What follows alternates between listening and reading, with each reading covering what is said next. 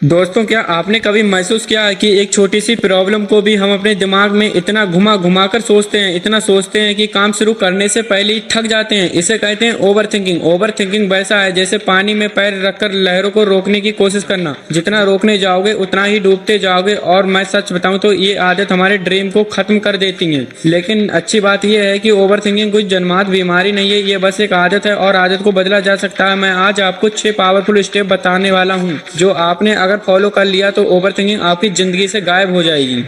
तो बढ़ते हैं अपने स्टेप 1 की तरफ। बहुत से लोग सोचते हैं मैं गहराई से सोच रहा हूं, लेकिन सच्चाई ये है कि वो बेवजह सोच रहे हैं। जब तक आप मानोगे नहीं कि ये एक प्रॉब्लम है तब तक ये बदलेगी नहीं। याद रखो, पहचान ही पहला इलाज है। तो खुद से साफ साफ बोलो, मैं ओवर थिंकिंग करता हूँ और मुझे इसे रोकना है।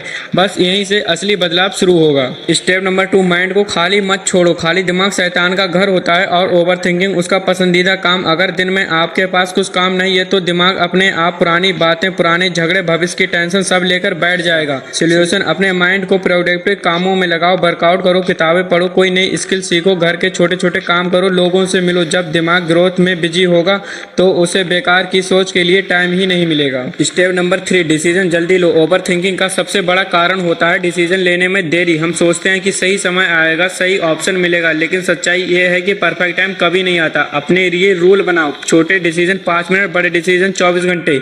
ज्यादा सोचने से आंसर बेटर नहीं होता, बस कंफ्यूजन और डर बढ़ता है। स्टेप नंबर 4, लिख डालो सब कुछ। जब दिमाग में बहुत सारे थॉट्स घूम रहे हो बस उन्हें लिख दो, मोबाइल नोट्स में या डायरी में। ये दिमाग का बोझ हल्का कर देता है। सोचो, एक पानी की टंकी भरी जा रही है, ओवरफ्लो होने वाली है। अगर नल खोल दिया तो पानी बाहर आकर टंकी खाली हो जाएगी। बर्थिंग वही नल है, सारे थॉट्स बाहर निकाल दो। स्टेप नंबर 5, प्रेजेंट मूवमेंट में जीना सीखो। ओवर थिंकिंग का मैदान सिर्फ 2 जगह है, पास्ट और फ्यूचर। पास्ट में क्या हुआ, फ्यूचर में क्या होगा। और सच बताऊं तो इन दोनों पर हमारा कोई कंट्रोल नहीं है। कंट्रोल है सिर्फ इस पल पर।